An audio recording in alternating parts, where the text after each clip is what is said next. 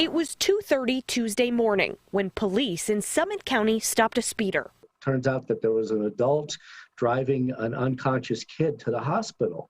So Dillon police escorted them to the hospital and said there may be others. Summit Fire went on that call. We got there and a number of adults were complaining of the typical symptoms of carbon monoxide poisoning: headache, nausea, disorientation, confusion, and there was another child actually who was unresponsive. 7 people ended up in the hospital, and Summit Fire says they're all lucky to be alive. This home did not have any carbon monoxide detectors in it, and we traced the problem to a faulty furnace. He says each year when you fire up your furnace for the season, you need to have it inspected by a professional for problems. Furnaces are a notorious source of carbon monoxide.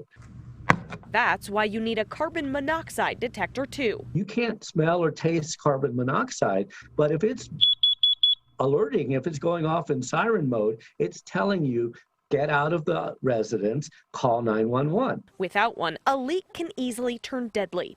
Last year, 2 Central City firefighters died from carbon monoxide poisoning in their home. They often happen at night when you're asleep and not paying attention to how your body is responding. In this case, the entire family is expected to be okay.